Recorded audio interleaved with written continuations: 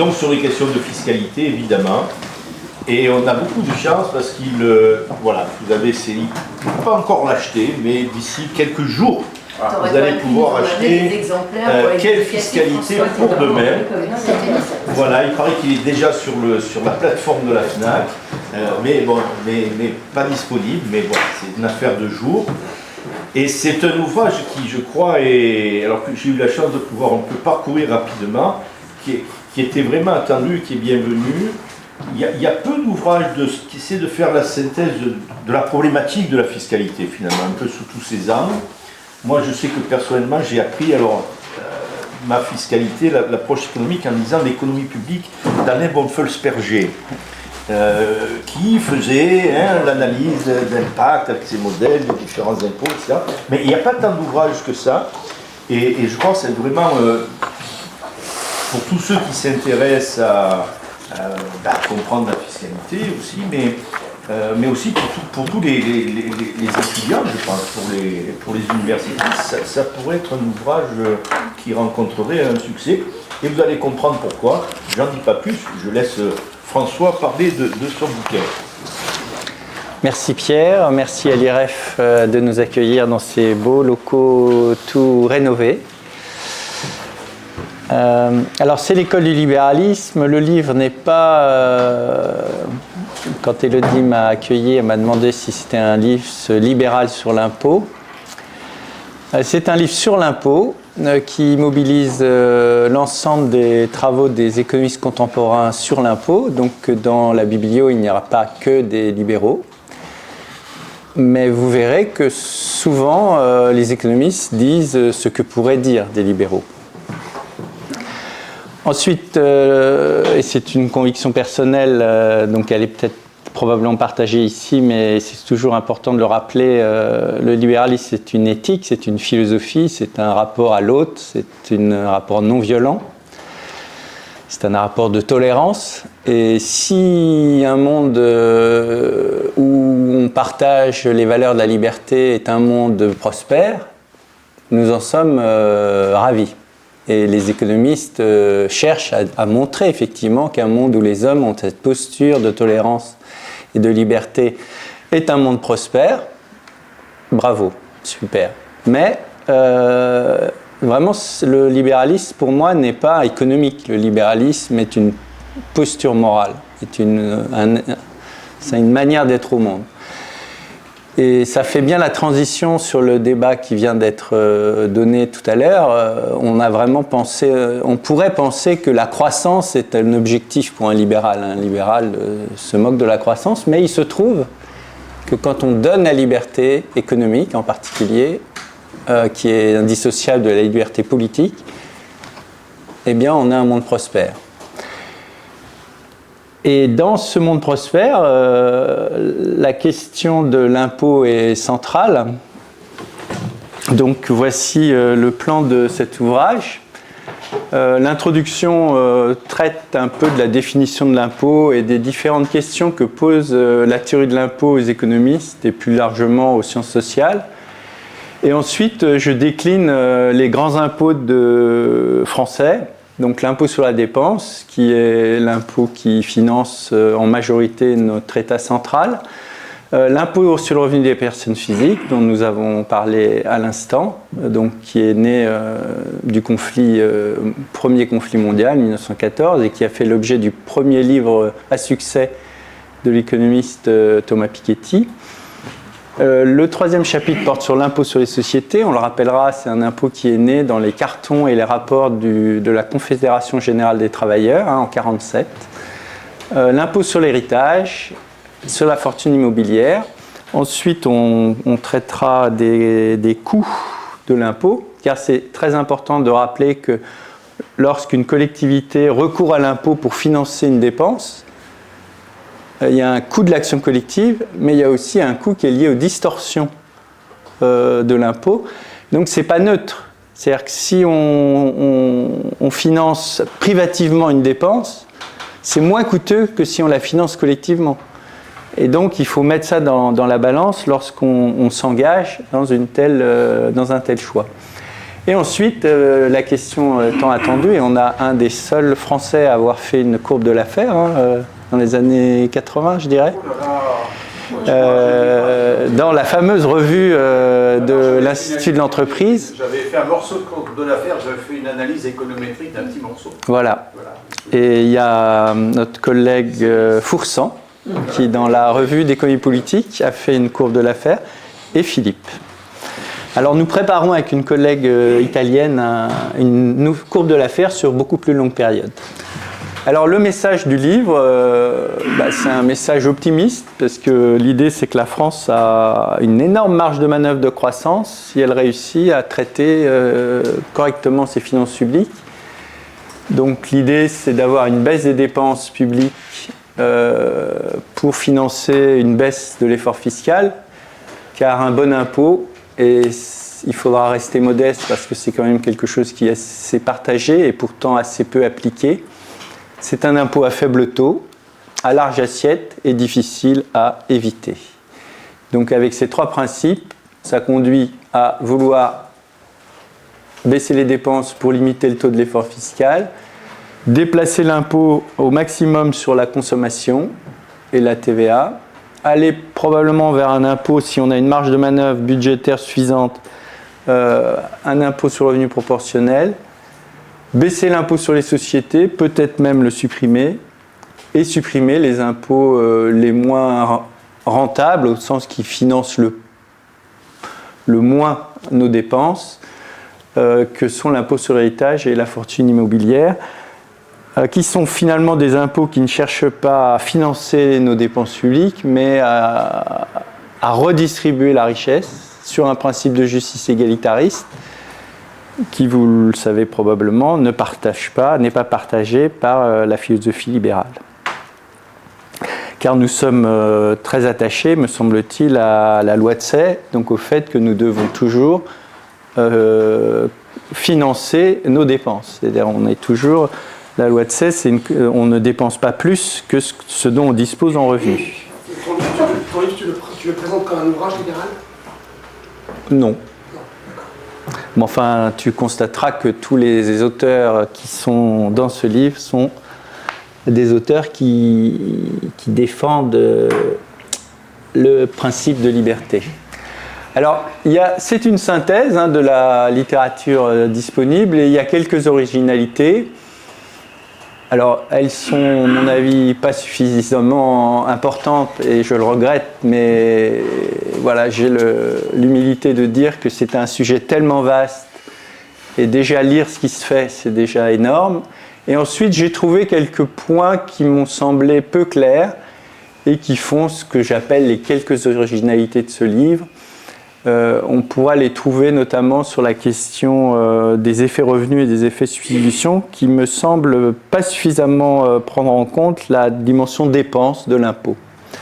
Donc ce qui va structurer tout le livre, c'est que l'impôt est un mal nécessaire, et donc un de nos grands aînés, Benjamin Constant, écrit en 1806 « Tout impôt, de chaque nature qu'il soit, a toujours une influence plus ou moins fâcheuse.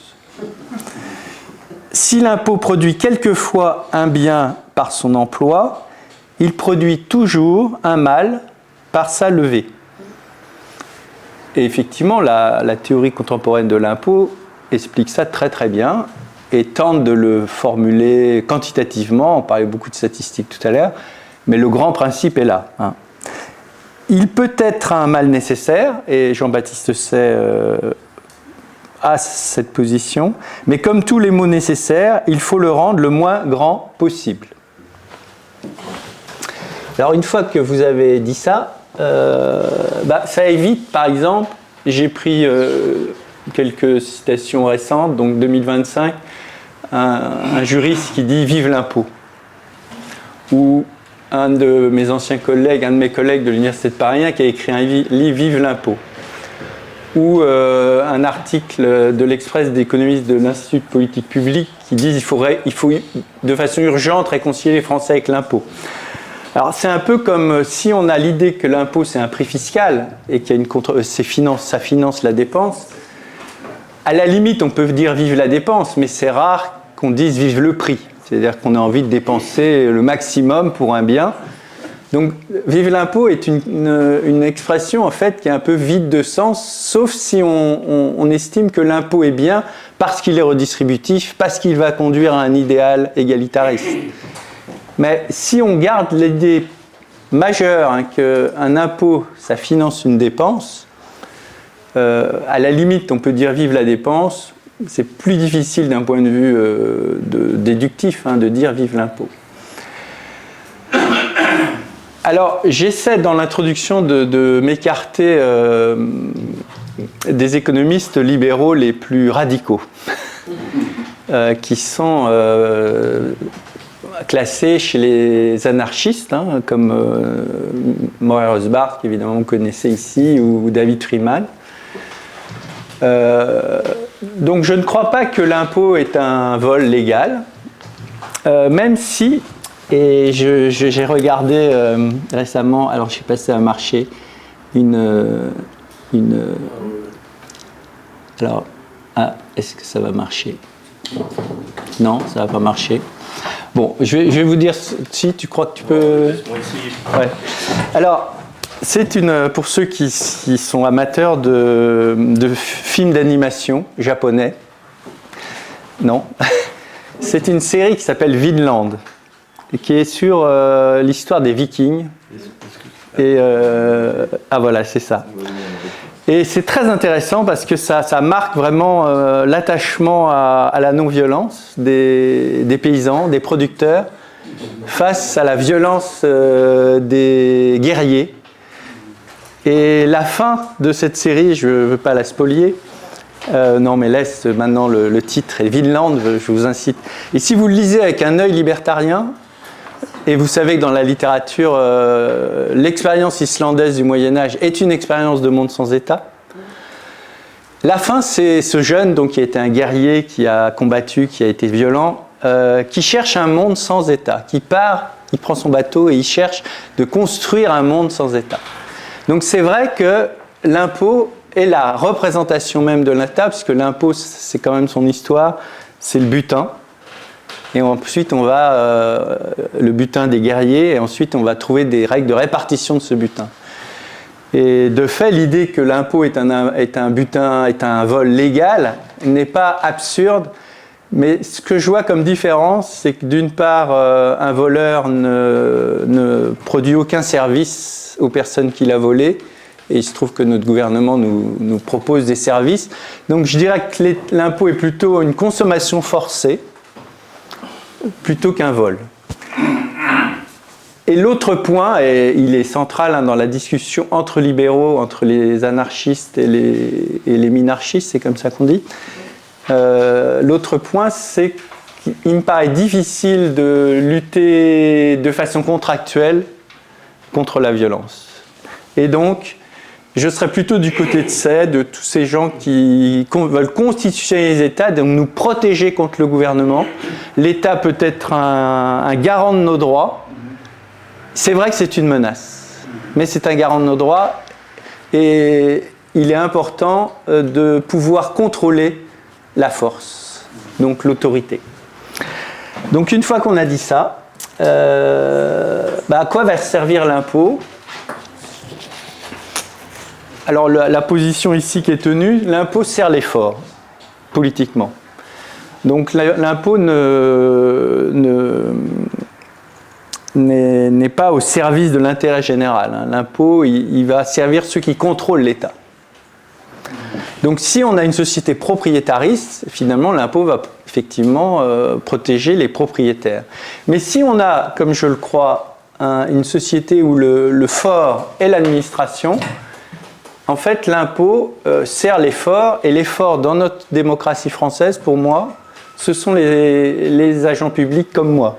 C'est-à-dire ceux qui votent, on a un pouvoir électoral beaucoup plus fort que les autres, on est surreprésenté au Parlement, donc on a beaucoup de députés, on est surreprésenté dans les ministères, en tant que ministre, secrétaire d'État, et on est surreprésenté en tant que président. La plupart de nos présidents sont des agents publics.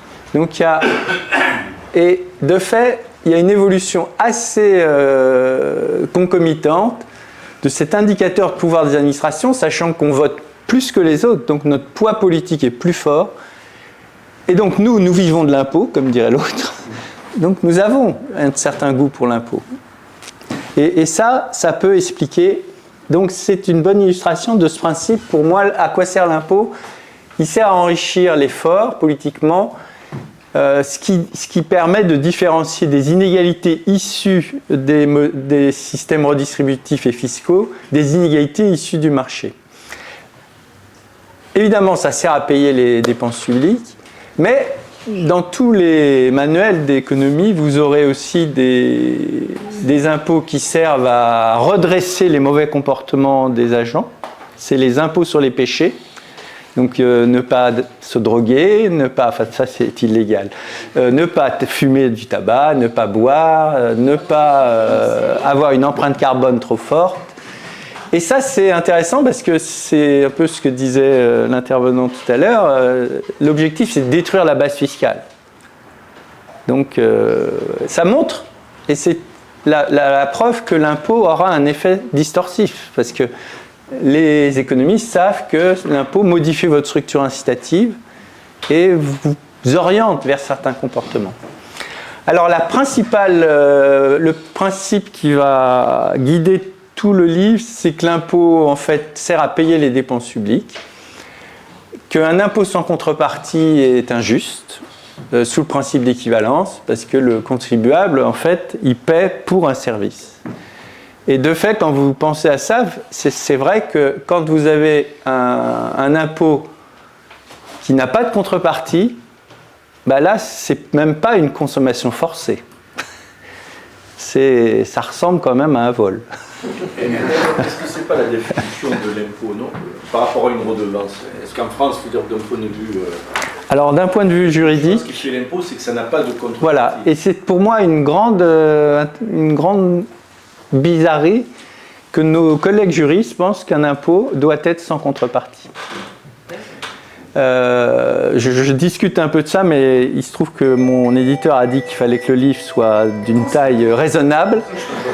Et ça a même conduit au fait que la bibliographie ne sera pas dans la version papier. Elle sera attenante à un site, parce qu'elle était trop grande. Donc, voilà pour... Voilà, mais c'est un peu notre métier, hein, de lire et d'être honnête et de ne pas dire c'est mon idée. Non, malheureusement, c'est pas mon idée. Alors, donc, chacun doit payer sa part. Et je reprends Paul Leroy-Beaulieu. Je ne partage pas du tout sa position sur le colonialisme, par exemple, mais sur tout ce qui est son traité de finances publiques, c'est quand même un monument. Hein, c'est quelque chose d'extrêmement riche. Et il dit, quand on veut choisir l'impôt, en fait, c'est comme choisir la quote-part du revenu des citoyens que l'impôt peut prélever sans préjudice social. Et ensuite, il prend un exemple pour nous aider à dire le choix de l'impôt et de la règle de répartition, c'est un peu comme à la fin d'un repas. Est-ce qu'on fait ça au forfait, c'est-à-dire on divise la note par le nombre des convives? Est-ce qu'on demande aux convives leur feuille de patrimoine, leur feuille de revenus? Est-ce qu'on dit à chacun, chacun paie sa part? Et le principe d'équivalence, c'est ça. C'est en fait, chacun paie sa part. C'est-à-dire vous payez l'impôt en fonction du montant des services publics que vous consommez. C'est très important si vous avez la théorie du bien collectif en tête, parce que la théorie du bien collectif vous dit qu'une fois qu'il est produit, tout le monde consomme ce bien en quantité égale. Donc c'est très bien, parce que ça appliquerait le principe d'équivalence, tout le monde paierait l'impôt, et recevrait une contrepartie qui est équivalente au service rendu par le gouvernement. Donc ça me semble assez juste. Ensuite, Montesquieu, et c'est intéressant parce que si vous filez cette métaphore du repas, si avant de dîner, on dit c'est au forfait, vous allez prendre un dessert.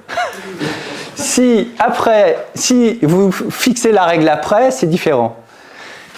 Et donc, dans l'esprit des lois, il y a toute cette discussion sur la règle du forfait, l'équivalence et la fameuse règle qui est constitutionnelle en France, hein, et je pense qu'il faudrait réfléchir à changer cet article, qui est la capacité contributive, sachant qu'il y a deux façons de l'interpréter dans la littérature. Il y a la façon redistributive, donc il faut que chacun paie en fonction de ses facultés. On pense que faculté, c'est en fonction de son niveau de revenu. Mais il y a aussi l'interprétation un peu de l'association de copropriétaires, où en fait, vous ne pouvez pas demander à un copropriétaire qui n'a pas les revenus suffisants de refaire la cage d'escalier. Parce que la conséquence, c'est qu'il doit partir de l'immeuble, s'il n'a pas les revenus. Et donc, c'est une autre manière d'interpréter le principe du capital contributif qui est plus favorable à un impôt dont le taux est plus faible. Parce qu'en fait, vous devez calculer le niveau de votre impôt sur le revenu le plus faible. Vous ne devez pas calculer votre niveau d'impôt sur le milliardaire. Donc c'est assez intéressant ces discussions dans l'esprit des lois. C'est un choix collectif, l'impôt, et donc ça nous rappelle qu'il est coûteux. Hein, et c'est pour ça qu'on dit souvent que si vous adoptez la valeur de la liberté, vous allez être plutôt individualiste, c'est-à-dire vous allez plutôt dire, moi je peux trouver les solutions aux problèmes que je rencontre. Quand vous faites de tous les problèmes individuels des problèmes collectifs, ça veut dire que dès que vous agissez, vous devez demander à toute la communauté si vous avez le droit de faire ce que vous faites. Et dès que vous augmentez la part des services publics, c'est ce qui se passe. On doit toujours être en discussion pour prendre une décision. Alors que quand vous avez un individu souverain, il n'a personne au-dessus de lui. Et donc là, il y a plus de flexibilité, plus de rapidité, plus de liberté, évidemment. Alors, le premier point, il est un peu chez Benjamin Constant. Hein, je pense que je vous incite à lire ce livre magnifique, un peu compliqué, hein, de Benjamin Constant, son traité de politique. Il dit, voilà, il est probable qu'en définitive, tous les impôts sont payés par les consommateurs. La théorie économique va focaliser son attention sur les distorsions, donc c'est vrai qu'il est probable que ce soit un principe assez juste. Je crois que Pascal Salin développe un peu cette idée aussi, puisque lui, il est très favorable aussi à l'impôt sur la dépense. Donc ça a des distorsions. Le premier, il est décrit dans l'homme, l'économie et l'État, c'est ça ? L'économie. Ouais, alors je vous le fais en français, car... voilà, non, ça se dit pas, mais voilà, j'aime être francophone. Mais dans ma profession, c'est très mal vu parce qu'un économiste francophone est par construction un économiste de mauvaise qualité, puisqu'il n'est pas internationalisé, mondialisé, donc il ne connaît rien. Bon, bref. Donc, hausse des prix, répercussion verticale, qui est connue depuis bien longtemps. Et si on veut limiter la distorsion, donc tout impôt crée une distorsion, crée un coût, on le verra, une perte sociale sèche. Mais pour limiter cette distorsion, il faut élargir la base. Et c'est un peu ce que nous dit l'OCDE. Donc je prends cet indicateur qui est proposé par l'organisation internationale qui a été créée après la Seconde Guerre. Donc vous voyez que la France, c'est un indicateur qui mesure le pourcentage de recettes que l'on perd à ne pas taxer l'intégralité des biens consommés. Donc il y a des pays comme la Nouvelle-Zélande qui ont un taux très élevé, quasiment 100%. Ça veut dire qu'ils ont choisi un système d'impôt indirect, impôt sur la consommation, qui touche tous les échanges. Et donc le rendement de l'impôt de ce type de régime est beaucoup plus élevé que chez nous. Vous voyez, nous on est à 50%. Donc ça veut dire quoi ? Ça indique que notre système, il ne profite pas du rendement d'un impôt comme la TVA. Pourquoi ? Parce qu'il exonère de nombreux biens de la TVA, parce qu'il est un régime à taux multiples. Donc vous avez des taux réduits, des taux moyens, des taux hauts. Des super réduits. Comment ? Des super réduits. Voilà, des super réduits.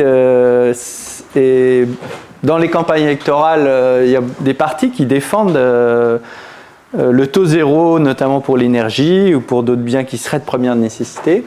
Donc ce qu'on fait, c'est un pays comme la Nouvelle-Zélande ou le Danemark, non, les Pays-Bas. Ah, je ne l'ai pas mis. En tout cas, c'est un taux unique à 15% pour tous les biens, sans exonération, sans taux réduit, sans rien.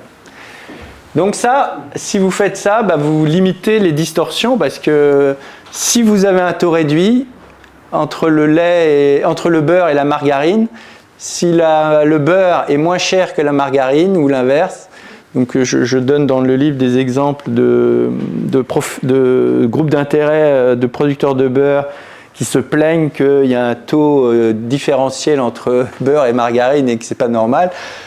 Et le Conseil d'État, ou non, la haute instance juridique justifie son choix, donc par des questions culturelles et alimentaires. Alors, en fait, il y a un effet substitution. Donc les gens partent vers le bien qui a un taux plus faible. Évidemment, ça limite votre niveau de recette. Et ça crée des distorsions. Ça fait aussi que si le taux si vous aimez le beurre et que pour des raisons économiques vous prenez de la margarine, il y a une désutilité. De fait, vous ne le faites pas de façon neutre. C'est-à-dire changer de consommation pour des raisons fiscales n'est pas neutre en termes de bien-être. Donc ça, c'est le premier point, le premier chapitre. Ensuite vient cette idée qui est, à mon avis, assez partagée par beaucoup d'économistes libéraux, c'est qu'il est préférable d'avoir un impôt sur revenu. L'idéal, ce serait de ne pas en avoir, mais si on doit en avoir un, il serait mieux qu'il soit à taux proportionnel et qu'il ne soit pas inspiré par un idéal égalitariste, et c'est pourtant le cas de notre impôt. Et j'aime beaucoup cette phrase. Sur une première version, j'avais écrit des socialistes bien connus de l'école d'économie de Paris, ici, qui auraient fait office de Guesde et de Drummond. Donc un gouvernement ayant à sa tête des socialistes mettrait la main sur les gens riches et croirait, en les ruinant, enrichir le pays. Donc peut-être que vous connaissez Guyot, c'est un économiste français qui a dirigé le journal des économistes, mais qui n'a pas réussi à le maintenir puisque c'est lui qui a fermé le journal. Donc c'est malheureux. C'était un essayiste, un journaliste et un économiste. Alors, Piketty Zuckman, c'est ça? Oui. et d'autres. Parce qu'ils sont quand même très nombreux dans notre profession, donc la citation aurait pu être trop longue. Alors, ce que vous voyez, c'est que quand on regarde l'évolution de la structure fiscale des impôts sur le revenu, on voit quand même que l'impôt sur le revenu, les bénéfices et les gains en capital, la part a beaucoup augmenté, notamment parce qu'on a modifié considérablement notre mode de financement des dépenses sociales. Et donc on a basculé une part des cotisations sur le revenu du capital et revenu du travail. Cette évolution, si on suit l'idée qu'il est préférable de taxer la consommation que le revenu, donc le principe c'est il est toujours préférable de taxer la consommation revenu parce qu'il est préférable, il n'est pas efficient de taxer le revenu en train de se faire, il vaut mieux taxer le revenu quand il se détruit. Donc ça c'est un principe traditionnel qui est dans l'ouvrage de Leroy-Beaulieu. Donc on a un poids de plus en plus important d'un impôt qui a un idéal égalitariste, et il était quand même porté par tous les radicaux de gauche et les socialistes durant la Troisième République, toujours repoussé. Et c'est la Première Guerre mondiale, comme souvent, qui a permis de créer les conditions de soutenabilité politique d'un impôt qui, en France, a toujours été écarté. C'est-à-dire, on n'a jamais eu vraiment de majorité pour un impôt de ce type. Pour plusieurs raisons, parce que c'était un impôt qui était potentiellement confiscatoire, c'est-à-dire que les économistes de l'époque avaient anticipé des propositions telles que celles de nos collègues, dont on parlait tout à l'heure, ou de François Hollande, la fameuse taxe à 75%, ou des propositions beaucoup plus radicales qu'on a peut-être aujourd'hui chez LFI, au-delà d'un certain seuil, 100%. Donc ça, les économistes et les hommes politiques avaient conscience de ça. Ils avaient conscience aussi que c'était un impôt qui obligeait les contribuables à déclarer leurs revenus. Et donc c'était quand même un peu liberticide, au sens où on a un droit au secret sur la fortune, sur votre revenu.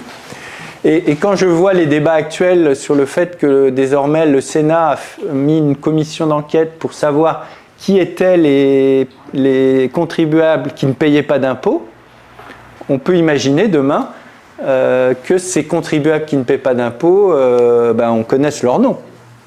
Alors c'est toute la problématique qui était au cœur des débats des parlementaires du début du XXe siècle, c'est que c'est un impôt qui conduit à une certaine transparence et c'est pas forcément souhaitable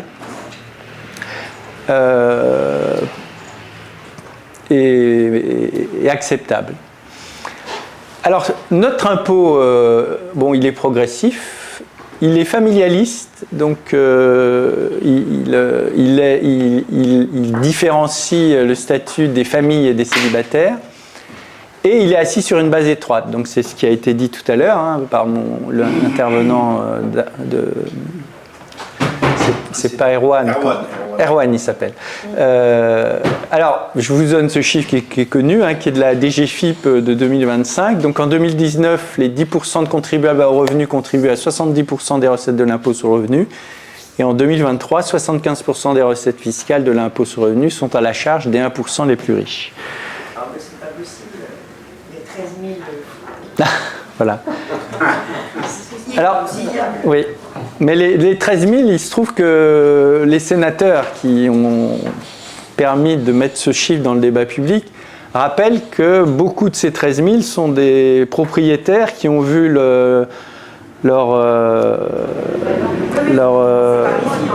donc ils sont dans les... Parce que c'est les 13 000 qui ont 1,3 million. C'est ça. Donc, mais en fait, c'est bien normal, si vous habitez Paris depuis 50 ans, que vous entriez dans les millionnaires, même si votre revenu ne correspond pas à la dynamique de votre patrimoine. Donc les sénateurs ont quand même conscience que ce chiffre... Et c'est toute la difficulté d'un chiffre. C'est-à-dire qu'une fois que vous entrez dans le détail d'une situation, il faut descendre. Et c'est pour ça le risque, c'est de trouver dans les 13 000... les vrais mauvais, c'est-à-dire ceux qui ont effectivement utilisé les holdings pour déplacer leur richesse et mentir en fait.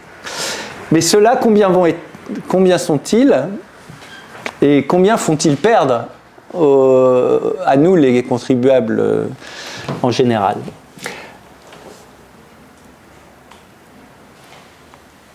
Alors, on peut se convaincre aussi de cette mauvaise évolution. Donc, il y a une mauvaise évolution parce qu'on impose de plus en plus le revenu.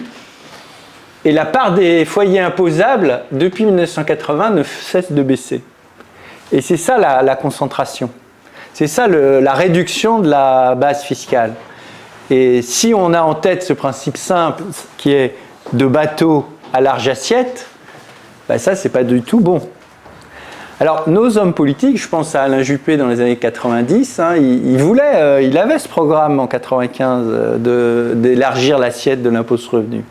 Donc, ce sont des idées qui sont communes à tous les économistes. Alors après, c'est pas très populaire. Après, voilà, il y aura un problème de calcul politique qui nous conduira à une autre de mes passions, qui est l'économie politique de la démocratie. Donc, qu'est-ce qui se passe notamment lorsque la démocratie est une bureaucratie, notamment quand le pouvoir n'est plus entre les mains du peuple, mais entre les mains d'une fraction du peuple, et qui a des intérêts propres. Donc,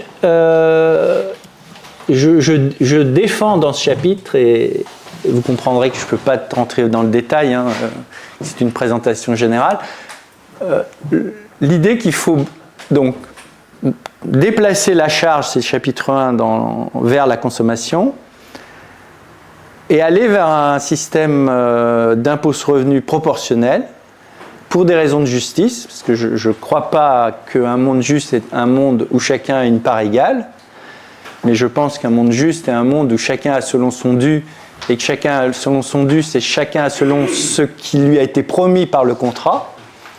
Et c'est ce qui fait Et donc, l'injustice, elle n'est jamais sociale, l'injustice, elle est judiciaire, au sens si le contrat n'a pas été bien appliqué, ou s'il y a un litige sur l'interprétation, ben je vais devant le juge, et là, il y a justice. Donc, le principe, alors, peut-être qu'on ne sera pas tous d'accord ici, parce que les libéraux, parfois, et les hayékiens ont une justice plus procédurale. Moi, je prends un principe qui est à chacun selon ses œuvres et je l'applique au contrat. Et donc, dans le contrat, si vous lisez la théorie économique, on parlait de productivité, le salaire s'égalise à la productivité, ça montre bien que le patron, il vous rémunère à votre rapport à l'activité de l'entreprise. Alors, parfois, il ne faut pas dire que c'est un monde idéal, parce que parfois, le patron... eh bien, il ne rémunère pas, ça crée un litige, et ça crée un conflit de travail, et c'est bien normal. Donc, quand on n'est pas reconnu à sa juste valeur, on le sait tous dans l'université, j'ai des tas de collègues qui estiment qu'ils ne sont pas reconnus à leur juste valeur, et dans les entreprises, ça doit exister, et on est tous enclins à dire non, on ne m'a pas reconnu à mes justes tâches. Et donc, l'idée, c'est de passer d'un système d'impôt, toujours la même idée, qui n'est pas redistributif, mais qui est efficient au sens qui limite le coût social de l'impôt et qui finance à moindre coût, c'est le principe de Benjamin Constant, nos dépenses. Donc vous voyez, il n'y a pas de haro sur la dépense, c'est pas zéro État, c'est juste une question d'efficience. Alors là, je reprends une position de notre collègue Pascal Salin, que vous connaissez tous, j'imagine, qui a écrit énormément sur l'impôt. Et donc sur l'impôt sur les sociétés, je pense que c'est un principe d'ailleurs qui est repris par Thomas Piketty dans un de ses livres. L'entreprise ne paie pas d'impôt, il ne faut donc pas lui en faire payer. Une telle affirmation peut paraître étrange, elle n'en est pas moins vraie et toute réforme fiscale doit en tenir compte. Donc qu'est-ce qu'il y a derrière cette affirmation? C'est toute la théorie de la répercussion de l'impôt. Et ce que montre la théorie économique, donc je liste tous les effets de l'IS, c'est qu'effectivement, il y a cette situation où l'IS est payé par le patron sur ses bénéfices, mais il y a toute une logique de répercussion, d'évitement de l'impôt. Ça, les économistes le savent depuis longtemps, les individus ne sont jamais passifs vis-à-vis d'une mesure fiscale, comme ils ne sont jamais passifs vis-à-vis d'une interdiction et d'une réglementation. Alors là encore, et ça m'a frappé en travaillant sur l'impôt, l'IS a une inspiration socialiste, comme l'IRPP. Donc la doctrine, qui est une doctrine qui est issue de la Confédération des retraités de travailleurs, et j'en veux pour preuve le travail d'un de mes collègues d'histoire contemporaine, Frédéric Ristram à Paris 1, qui a fait sa thèse sur les débats autour de la formation de l'IS et des années 50. Et il continue à travailler sur le financement maintenant de la sécurité sociale dans son groupe d'histoire contemporaine. Donc l'IS, ce que nous dit là, alors ça m'a beaucoup intéressé parce que l'IS est payé environ à hauteur de 50% par les salariés. Donc, alors après, ça ne se généralise pas parce qu'il n'y a aucune étude sur le cas français. Spécifiquement, beaucoup d'études sur les États-Unis. Donc aux États-Unis, dans le Journal of Political Economy, la revue de l'école de Chicago, on a ce résultat. Et il est un peu généralisé quand on prend des panels de pays, des échantillons plus vastes. Ce serait intéressant de faire une étude sur le cas français. Voilà, avis aux amateurs. Alors, deuxième effet, ça augmente les risques de délocalisation. Ça favorise la baisse de l'investissement, ça modifie la structure du capital, donc là vous verrez la marque d'un économiste qui a lu Hayek, puisque Hayek dit que ce n'est pas un problème de surinvestissement, mais un problème de malinvestissement, c'est-à-dire que l'impôt, pour des raisons fiscales, vous conduit à engager certaines activités, Mais ces activités sont beaucoup moins profitables que celles que vous auriez choisies si l'incitation fiscale ne vous avait pas conduit dans ce champ. Et c'est un peu l'argument que Pierre a utilisé contre Erwan. En fait, c'est toutes ces politiques qui pensent vouloir nous inciter à faire des choses qu'on ne ferait pas mais qui seraient bonnes pour la société, savent-ils ce qu'ils font? Parce que c'est toujours l'idée de Kirchner. C'est-à-dire que l'idée de Kirchner, c'est quand il y a une défaillance de marché, elle est temporaire. La classe entrepreneuriale va trouver la solution. Il faut juste lui donner du temps. Donc c'est vrai pour le CO2, c'est vrai pour l'environnement, c'est vrai pour des tas de sujets. Et c'est probablement encore plus vrai pour l'innovation. Je pense que Pierre sera d'accord avec moi. Ensuite, ça expose au phénomène de double imposition. Ça réduit l'épargne, ça peut baisser la valeur des entreprises. Donc, il y a énormément de pays qui ont engagé des réformes pour baisser l'IS, et certains économistes, en particulier aux États-Unis, proposent même de le supprimer. Là, vous ne distinguez pas dans l'impôt des sociétés l'IS et les impôts de production. Non, je m'occupe que de l'IS. Ouais. Parce que l'impôt de production est très nuisible pour les entreprises françaises en comparaison des entreprises européennes ou internationales. Ça, c'est très très nuisible. J'aurais dû le dire en introduction, j'ai pris les impôts les plus importants en termes de recettes. Et c'est vrai que j'ai un tableau que je n'ai pas introduit qui est tous les impôts. Alors ça fait 2 pages. Et la DGFiP nous donne le poids. Et ensuite, donc, vous pouvez hiérarchiser. Comme déjà c'est trop long, mais je comprends que plus on descend dans le détail et plus on est précis et plus c'est important. Après, la notion d'impôt de production, bon, on pourra en discuter. Alors, les chapitres 4 et 5 portent sur l'héritage et l'impôt sur la fortune immobilière. Donc c'est la même idée, hein, on présente l'histoire de ces impôts. Donc il faut savoir que l'impôt sur l'héritage, c'est un impôt qui a été un des premiers à devenir progressif. Et là encore, j'aime beaucoup cette citation de Laura Beaulieu, c'est pour ça que je l'ai... L'héritage est un fait économique bienfaisant. C'est un des plus puissants agents de la civilisation humaine. Les classes pauvres elles-mêmes et sans patrimoine en profitent indirectement parce que tout accroissement de capital dans la nation leur procure une augmentation de salaire, car rien ne stimule davantage l'épargne que cette perspective, ou plutôt cette certitude de laisser à des personnes aimées le fruit de son travail. Alors que fait la théorie économique contemporaine ? Elle n'invente pas grand-chose, mais ce qu'elle nous aide à connaître, c'est l'ampleur de ces effets de patrimonialisation. Par exemple, elle met en évidence le fait que quand vous avez vous êtes riche en patrimoine, vous voulez léguer le maximum de votre travail, de votre fortune à vos enfants, vous observez les différences de taux entre les pays, ou entre les États aux États-Unis, et vous voyez que je vous donne cet exemple parce que ça, je ne l'aurais pas anticipé. Les économistes constatent qu'il y a une sorte de migration mortuaire. C'est-à-dire les gens partent en fin de vie, quand ils anticipent que ça va mal aller, ils partent dans les pays les plus favorables. Donc souvent, on nous dit que les gens ne sont pas rationnels. Quand on voit la théorie de l'impôt et les résultats, on constate quand même qu'ils sont très rationnels. Dès qu'il y a un peu de questions d'argent et de calcul, les gens, et ça conduira quand même à ce que montre l'économie expérimentale, c'est quand on introduit le calcul et l'argent, les sommes d'argent à payer, les gens ne sont pas idiots, ils font leur compte.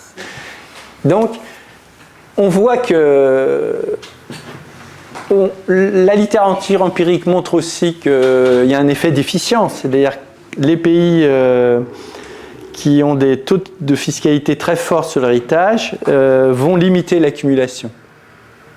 Donc les pays où on accumule le plus sont quand même les pays qui se taxent le moins. Donc là encore, ça paraît évident, mais c'est un peu ce que trouvent les économistes.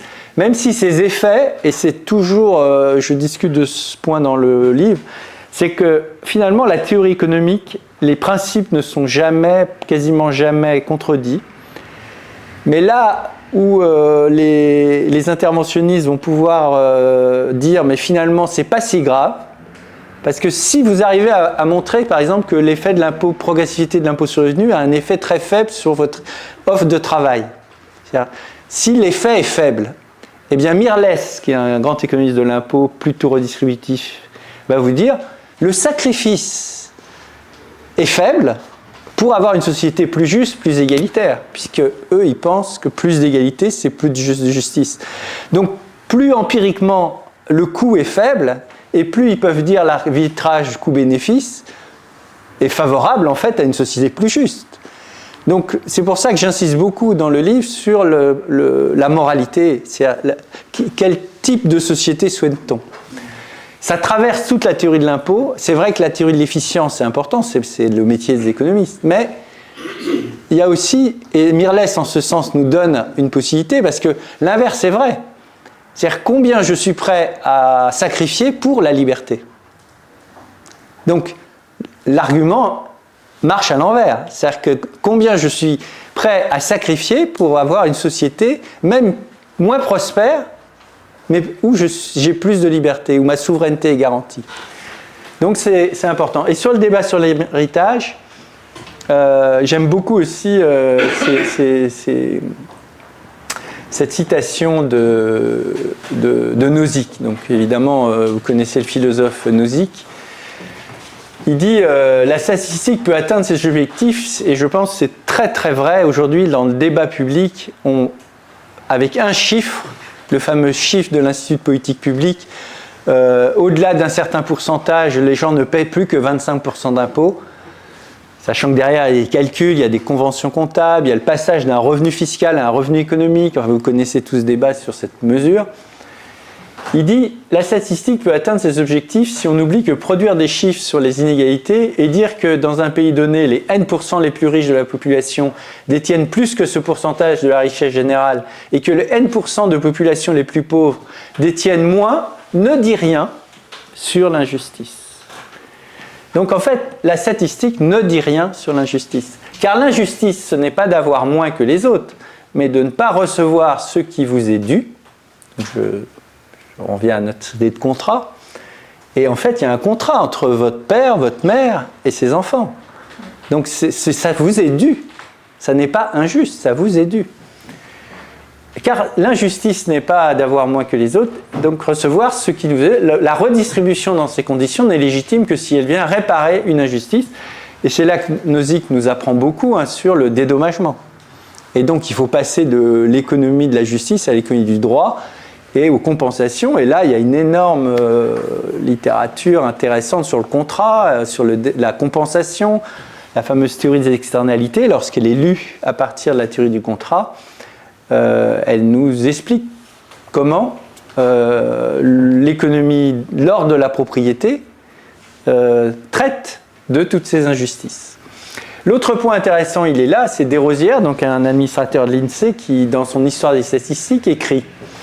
Donc lui, c'est plutôt un ami de nos amis socialistes. Il dit « La statistique, c'est une arme à la disposition des dominés, leur permettant de dénoncer privilèges et inégalités, de critiquer les politiques injustes, de se battre pour le maintien du pouvoir d'achat. » Donc ça, c'est vraiment les statistiques, c'est un instrument, on a beaucoup parlé de chiffres dans la première intervention, c'est un instrument au service d'une cause morale. Et quand les libéraux viennent avec leurs statistiques, par exemple, nous, on prend le Economic Freedom Index.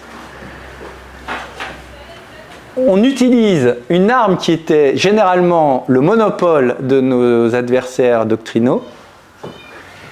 Et là, on nous dit, c'est pas sérieux. Ce ne sont pas des bons indicateurs. Comme on pourrait dire que tous ces indicateurs statistiques sur les inégalités, en fait, sont des conventions. Et c'est pour ça que le raisonnement à la moyenne, et il y a un très bon article de Rizzo là-dessus, est souvent fallacieux. C'est-à-dire quand on raisonne à la moyenne, on ne comprend pas l'importance de la différence dans les sociétés. Ce qui fait la force d'une société, c'est qu'elle gère, pour reprendre Hayek, le problème de la connaissance, le problème de la dispersion de connaissances.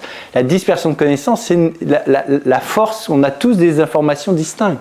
On a tous des forces et des faiblesses. Tout le problème, c'est de donner à chacun la possibilité d'exploiter du mieux qu'il peut ses talents. Et en fait, toutes les statistiques des inégalités, généralement, vont privilégier un talent sur un autre. C'est-à-dire, on parlait des études, ceux qui sont les plus doués à l'école. Et donc, on va dire, ça, c'est la culture des élites. Il faut que tout le monde puisse avoir cette culture des élites. Mais c'est en fait avoir un jugement très négatif sur la culture des autres. C'est-à-dire ceux qui n'ont pas du tout d'appétence pour les études. Voilà. Et donc, c'est vraiment un débat important sur l'héritage et sur donc c'est parce que toute la discussion, ça va être, donc je le rappelle, c'est pas très coûteux en termes d'efficience d'avoir ce type d'impôt, mais ça nous permet d'avoir de la redistribution.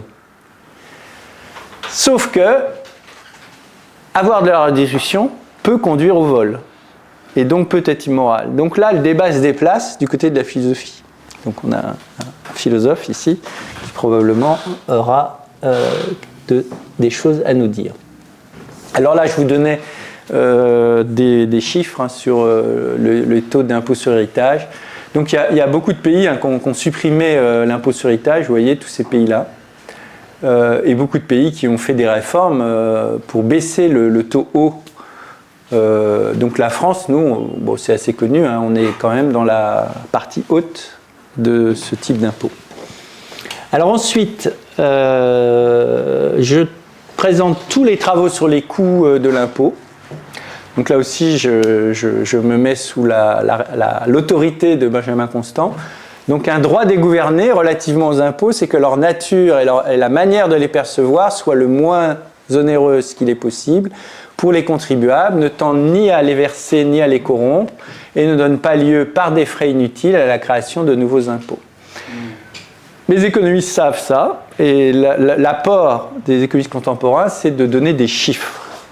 Alors là encore, ce sont des chiffres précis mais inexacts, mais ce sont quand même des ordres de grandeur. Donc l'ordre de grandeur principal, c'est ça. C'est quand vous prélevez 1 euro d'impôt, vous avez 1 euro qui est évincé du marché et ça coûte 22 centimes de distorsion. Donc voilà. Ça veut dire que quand vous financez un bien par l'impôt, c'est pas du 1 pour 1. C'est du 1 et 1,22. Donc en calcul économique public, on parlait d'évaluation, il faut que le bénéfice social de la dépense publique que l'on finance, le bénéfice social des 1 euro de dépense, soit supérieur au 1,22 €. Donc il faut que ça nous rapporte plus. Bon, il faut rester prudent parce que ce sont des ordres de grandeur, mais ça donne quand même une idée de ce que c'est. Alors à ces 1,22 €, donc qui sont le coût moyen des fonds publics, il faut ajouter les coûts de mise en conformité à l'impôt. C'est-à-dire que nous tous, les ménages, on passe du temps à faire notre déclaration. Quand on a des moyens, on prend un fiscaliste. Donc ça donne du travail à nos collègues juristes. Et donc voilà, ça coûte de l'argent pour les familles de déclarer l'impôt. Les coûts d'administration de l'impôt du côté du fisc, donc là il y a ce qu'on appelle un taux de recouvrement. C'est pas très cher et l'administration de Bercy se targue finalement d'être plus efficace. C'est vrai que donc le rapport, c'est le montant qui est affecté à la DGFiP sur le montant des impôts collectés. Et donc on constate comme le montant des impôts collectés augmente beaucoup, mais que le budget quand même de la DGFiP a tendance à baisser, le coût d'administration de l'impôt a tendance à baisser. Mais on ne sait pas trop si, et je cite beaucoup les travaux d'un professeur qui était venu à Paris 1 quand j'étais étudiant, François Vaillancourt, qui a fait toute sa vie sur les coûts de collecte de l'impôt. Donc il était courageux. Et donc François Vaillancourt qui m'a envoyé ses papiers parce qu'on a conversé et il m'a demandé si je voulais entrer dans le détail. Bon, chose que je n'ai pas faite, je vous le confesse. On ne sait pas si, par exemple, quand vous faites le prélèvement à la source ou quand vous faites les réformes de la TVA, de l'aide unique, si en fait le gouvernement n'a pas déchargé des coûts de collecte sur les entreprises et sur les ménages.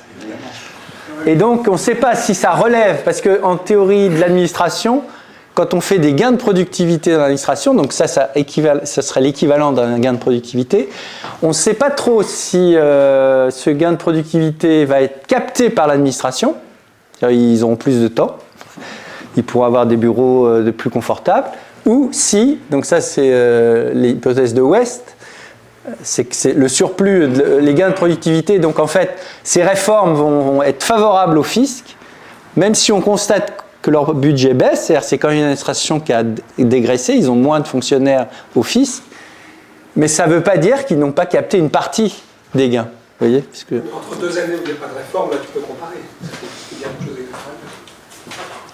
d'extraordinaire. Honnêtement, si tu as une étude, je la prends parce que je ne l'ai pas trouvée.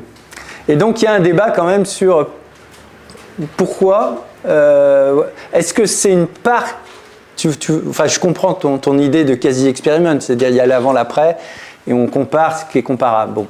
Mais le point, c'est qu'il y a probablement une partie des baisses des coûts de recouvrement qui sont liées au fait qu'on a déchargé le fisc sur les ménages et les entreprises. Mais voilà. Depuis qu'on a fait la réforme, elle s'est arrêtée cette baisse ou elle continue? Ah là, ça continue, hein, ça continue. La baisse... Donc c'est pas les réformes. Si ça continue depuis la réforme. Si entre... Ah, tu parles de... Non, mais moi Ah oui, l'impôt à la source. L'impôt à la source. Oui, l'impôt à la source.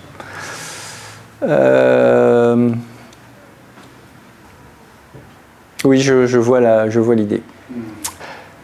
Après, ça c'est important, c'est toute cette littérature autour des recherches de rente, et c'est très d'actualité parce que, vous le savez, on parle beaucoup de niche fiscale.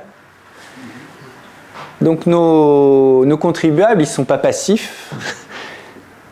Et soit ils vont chercher des solutions privées, donc optimisation, au pire des cas, fraude, et en général, évitement.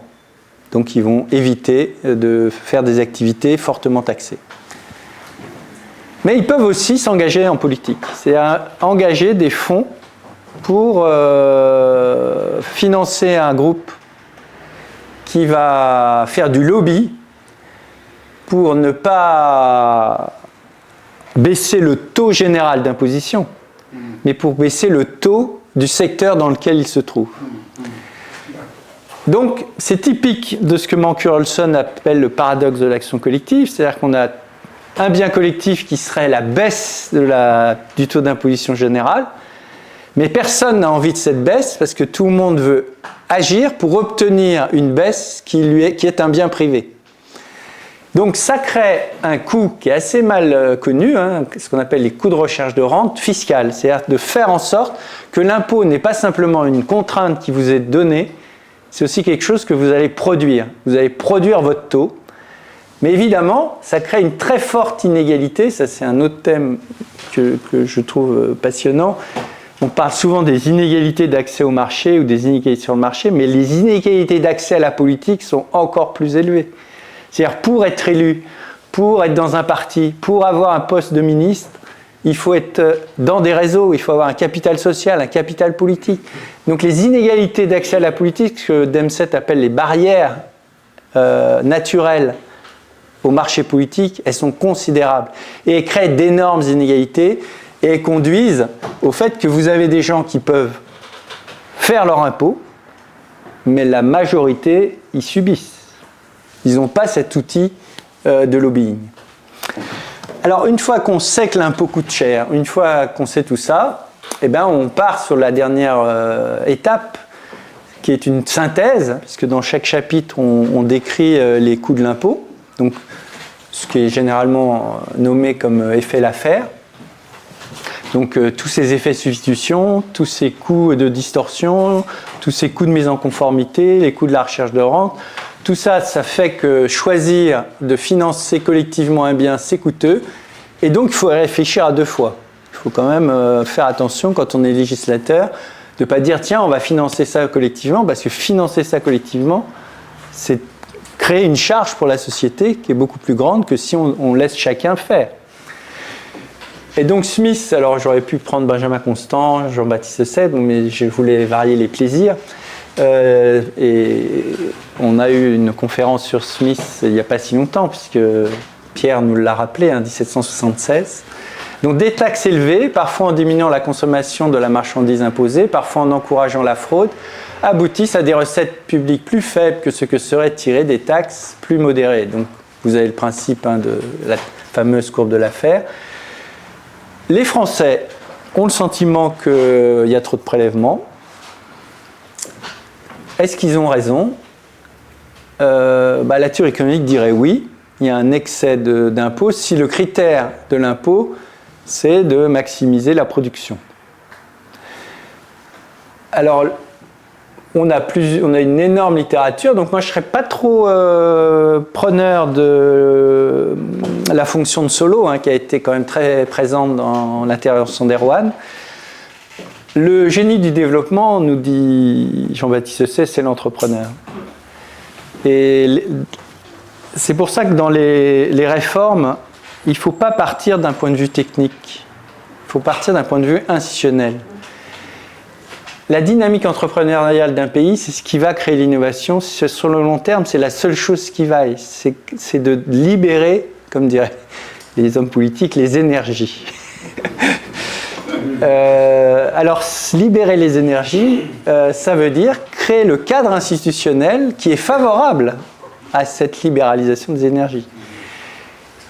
Dans ce cadre institutionnel, et c'est à ça que servent les indicateurs de liberté économique, les Economic Freedom Index, on a les impôts, on a la dépense, on a les droits de propriété, on a le libre-échange, qui est très menacé aujourd'hui, du fait des politiques néo-mercantilistes de Trump. On a un certain nombre d'éléments, et si on veut redonner de la croissance, il faut se reconstituer une classe entrepreneuriale. Et ça, c'est ce que c'est. Donc, vous avez les institutions, et on parlait de la culture, donc il y a les institutions formelles et informelles, les mentalités, et c'est là que l'université joue. Et c'est ce que dit North, les universités, elles diffusent dans le corps social des représentations, il appelle ça des idéologies. Ces représentations vont être pro-market ou pas, c'est-à-dire elles vont être favorables à la liberté ou pas. Donc, on a l'idéologie qui crée une culture économique, qui favorise une demande politique qui est favorable à la redistribution, à l'impôt redistributif, etc. Donc qui crée des institutions formelles qui sont souvent, pour la France, parce qu'on a un système, et Pierre disait la seule mesure, c'est la collation des diplômes, donc qui brandissent ça, l'éducation. Et c'est vrai que depuis Jean-Baptiste Say, il y a cette idée que si on veut réformer une société, la base, c'est l'éducation. Et aujourd'hui, c'est vrai que le système éducatif français, c'est l'éducation nationale. Donc c'est une transformation de la terminologie des années 30. Donc quand vous avez ça en tête, vous comprenez pourquoi notre pays décline ou décroche pour éviter le déclinisme. Vous comprenez que quand tout est fait pour limiter les gains de la prise de risque sans toucher au risque, c'est le modèle de Tirole, Jean Tirole, prix Nobel français, nous sommes très fiers, il y a plus de salariés. C'est-à-dire que vous n'avez pas... Ce qui fait que vous allez prendre un risque, bon, c'est une simplification parce que tout économiste qui a lu Knight ou d'autres, l'incertitude pourrait être radicale, donc le modèle est plus complexe, mais si le risque, c'est la probabilité d'obtenir ce gain, quand le gouvernement protège le salariat tout en laissant exposer l'entrepreneur au risque, il détruit sa classe entrepreneuriale. Et qu'est-ce qui se passe ? Et c'est pour ça que je suis assez souvent hostile à un autre collègue Nobel, Haguillon, que j'ai écouté à Henri IV récemment, et qui a fait le même discours que mon prédécesseur. Il faut que l'État intervienne dans l'innovation. Mais en fait, si on veut constituer notre classe entrepreneuriale, la seule chose à faire, c'est de redonner le goût de l'entrepreneuriat, c'est-à-dire lui donner 100% de ses bénéfices attendus. C'est-à-dire ne pas taxer le risque, puisque si on n'a pas de classe entrepreneuriale, on n'a pas de gestionnaire de l'incertitude. Et ce que proposent les politiques d'innovation industrielle, c'est en fait de déplacer la gestion de l'incertitude sur l'administration. C'est au gouvernement de gérer l'incertitude. Et là, il y a un théorème que Vernon Smith a quand même bien mis en évidence, c'est l'hypothèse d'Hayek. L'hypothèse d'Hayek, elle est vérifiée expérimentalement. Vous regarderez sur Internet, Hayek hypothésis.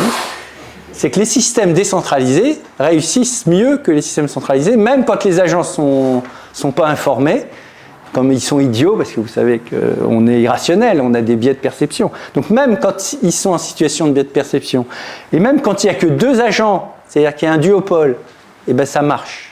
C'est-à-dire que ça converge. C'est ce qu'on avait vu avec David Schmidt, c'est ça, à Aix. Voilà, oui, non, mais là, je me perds dans le détail, alors que je m'étais promis d'être straight, comme diraient mes collègues américains. Et la fin de tout ça, c'est que si on veut avoir une politique, donc il faut tenir compte du fait qu'il y a des effets d'inactivité de la dépense. Donc ça, c'est la fameuse courbe de Barre. Et il y a des effets d'inactivité par l'impôt. La courbe de l'affaire montre que la maximisation des recettes va toujours être supérieure au niveau de dépenses qui maximise la production. Donc il ne s'agit pas de fixer le taux de l'affaire. Ce qu'il faut plutôt regarder, c'est ce niveau-là. C'est-à-dire quel est le niveau de dépense qui permet de maximiser la production. Donc là, j'aime beaucoup cette parabole du seau percé de Kuhn, vous connaissez peut-être. C'est quand on prend 1 euro à quelqu'un, c'est comme prendre de l'eau à un puits, mais avec un seau percé. Et plus le seau est percé, et plus le coût, c'est-à-dire vous prenez 1 litre, et si votre seau il y a un énorme trou, bah vous donnez voilà, 1 millilitre à la fin. Et donc, c'est de la responsabilité de nos hommes politiques de limiter la taille du trou du seau. Voilà. Et dans le Public Choice, il y a toute une analyse de l'inefficience X des gouvernements. C'est-à-dire, quand vous donnez 1 euro au gouvernement, comme il ne peut pas faire faillite, comme il n'y a pas de création résiduelle, comme il n'y a personne qui est intéressé pour gérer l'opportunisme, les phénomènes de tir au flanc dans l'administration, et comme c'est un monopole, ben ça nous coûte plus cher. Donc vous voyez, on perd, il y a coût social de l'impôt, mais il y a aussi des effets du fait qu'on produit en régie les biens publics, les biens qu'on aurait pu consommer de façon privée.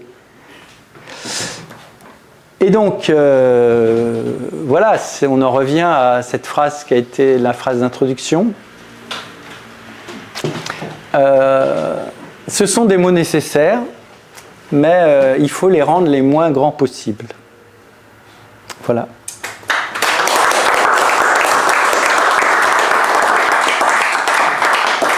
Merci. Alors, ce que j'ai dit tout à l'heure est plus vrai que jamais. Pardon. Et quand tu avais le passage de 1 à 1,20, 20 étant c'est le total des 4 alinéas qui étaient au-dessus. Ouais, c'est la perte sèche. Ouais, c'est la perte sociale sèche, c'est le rectangle, c'est le triangle d'Harberger. Oui, c'est le truc qui était avant, c'est les 3 capitaines dont tu parles juste avant. C'est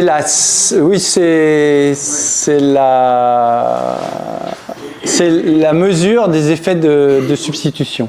C'est assez semblable à moi, j'arrive jamais, j'ai toujours du mal à l'expliquer aux étudiants, mais c'est un peu comme la perte sèche du monopole, théorie classique. C'est dû au fait que tu modifies les décisions qu'auraient pris les gens en l'absence de coercition. Donc, ils auraient investi autrement, ils auraient travaillé autrement. Et donc, tout ça, ça crée une perte de richesse, en quelque sorte, que tu essaies d'évaluer. C'est les 4 petites alinéas que tu avais sur ton cerveau. Oui, parce que l'effet de substitution sur l'offre de travail, elle est claire. C'est que si je suis imposé à 100%, je ne travaille plus légalement. Et c'est ce que dit mon collègue François Garde, je travaille dans le marché domestique. C'est-à-dire progressivement, parce qu'on a 24 heures dans une journée, soit on travaille sur le marché, soit on travaille à la maison. Il ne faut pas croire que les gens ne font rien quand ils n'ont pas de travail salarié ou marchand. Donc c'est ce qu'on appelle le revenu complet. Et Pascal Salin a un papier aussi là-dessus. Donc les individus peuvent très bien éviter l'impôt sans réduire leur niveau de vie, mais au lieu d'acheter les carottes râpées, ils font les carottes râpées. L'économie domestique ou l'économie cachée, quoi. Pas forcément caché. Alors, c'est l'économie domestique, elle est totalement légale, et c'est pas de la fraude. C'est juste un choix, c'est que le gouvernement nous conduit à sortir du marché. Et ça, c'est un élément important. Si on sort du marché, il y a moins d'échanges, moins de spécialisation, moins de productivité. Et finalement... Sur la spécialisation, je ne suis pas tout à fait d'accord, parce que tu te spécialises quand même quand tu fais tes carottes, mais c'est peut-être pas la bonne, c'est peut-être pas là où tu as la plus de valeur. Oui. Tu peux avoir très bon les carottes. Oui, mais de fait, si tu dois produire l'intégralité des biens, oui, bien sûr, mais il y en a de la brioche à la voiture, non, ça va être compliqué. Ce que je veux dire, c'est c'est la manufacture d'épingles de Smith. C'est vrai que, comme disait Voltaire, il faut cultiver son jardin, notamment à la retraite. Il y a beaucoup de personnes qui ont un jardin, qui cultivent pour eux. Ceux qui aiment bien faire la cuisine. Moi, il y avait deux thèmes, parce que bon, il faut qu'on puisse prendre le casse-croûte après. Mais il y a deux thèmes, je ne sais pas si tu n'as pas évoqué, je ne sais pas si tu les évoques dans l'ouvrage, mais le côté aussi, l'un c'est la prévisibilité de l'impôt. Tu sais, il y a ce dicton, un vieil impôt est un bon impôt. Et le deuxième que je n'ai pas vu, enfin en tout cas, c'est celui de l'illusion fiscale. C'est-à-dire que finalement tu vas choisir la forme d'impôt qui politiquement est la plus acceptable parmi les impôts. Si tu veux choisir la dette, tu vas choisir la dette, mais est-ce que tu as... Et la dépense aussi la plus ouais, et la dépense la plus visible par contre. Ouais. Donc est-ce que la prévisibilité de... Alors, prévisibilité n'est pas traitée, l'illusion est traitée dans la dernière partie, lorsque, en fait, ces deux courbes-là sont... Mais ça a été enlevé du livre pour des raisons de place et de... Bref.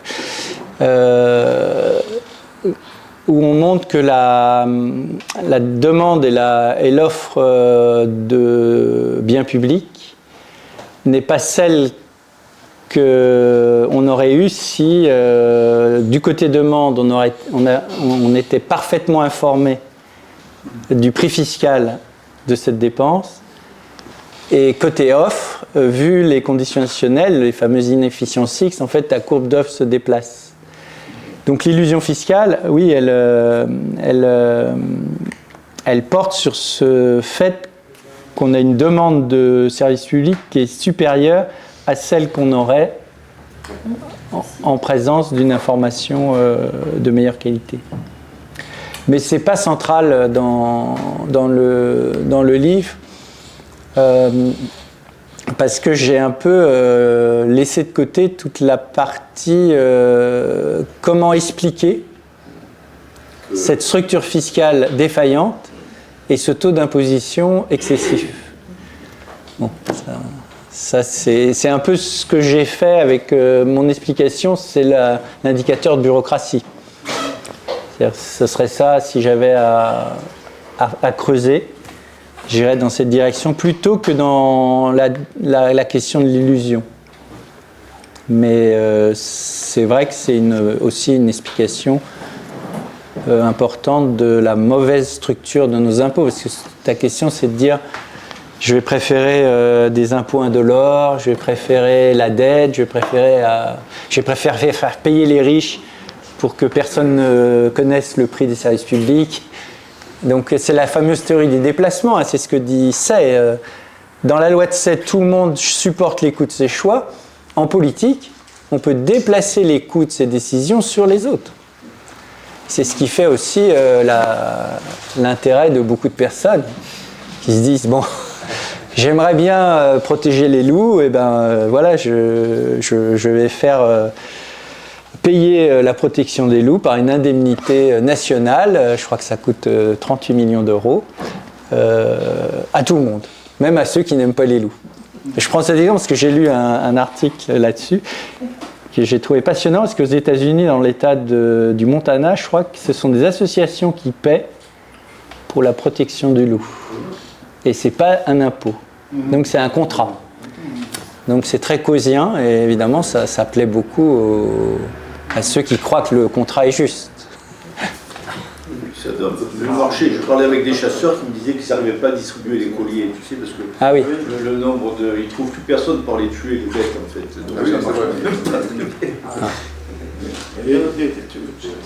J'ai fait une présentation avant-hier soir, je te donne une petite citation de Madame Braun-Pivet, tu as vu ça? Il faut taxer l'héritage parce que ça tombe du ciel. Pas l'impôt, l'héritage. Elle est quand même extraordinaire. Elle est extraordinaire. Georges Marchais, il faut produire avant de revendiquer, mais ça c'était en 40.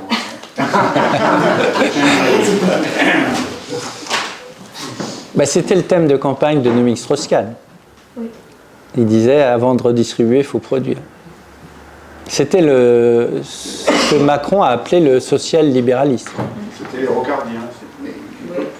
Macron est entré en politique sur ce thème. Il faut que le marché fonctionne et ensuite on prend. Mais il y en a beaucoup qui aiment de taxer. Attends, il y a... Oui. J'ai essayé de demander en français, je ne sais pas. Le système fiscal, c'est toujours le débat entre les distributions et pour gagner, pour équilibrer ou les baser de PIB. Mais maintenant, comme je comprends, je voudrais votre avis si vous êtes d'accord avec moi ou non. Maintenant, la France, le système fiscal ne gagne pas ni pour augmenter le PIB, ni pour équilibrer. Ce serait perdant-perdant. Et la deuxième question, c'est la question russe d'Alexander Gertsen. Que faire? Alors, est-ce que c'est perdant-perdant pour un égalitariste? Je ne suis pas certain. Parce qu'on est quand même un pays... Mais Pierre m'avait envoyé un papier sur les inégalités avant redistribution et après redistribution. Et tu te souviens du résultat? Je crois que la France était un pays où les inégalités avant redistribution étaient élevées.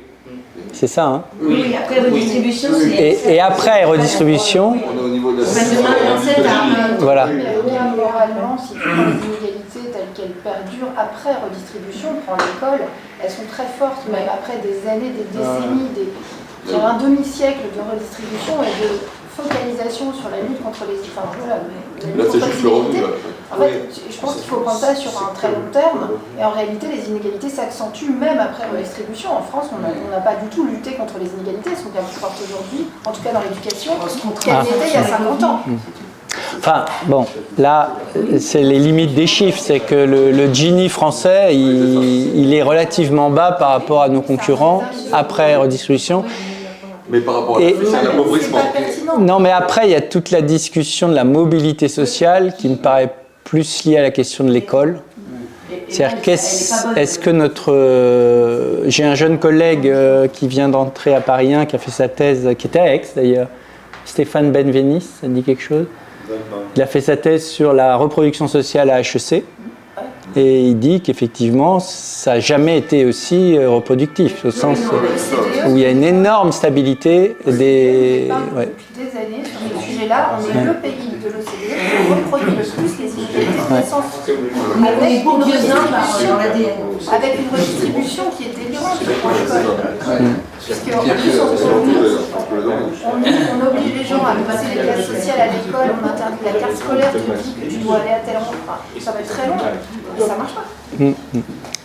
Alors, j'avais une question à ça là-bas. Tu avais... Ouais.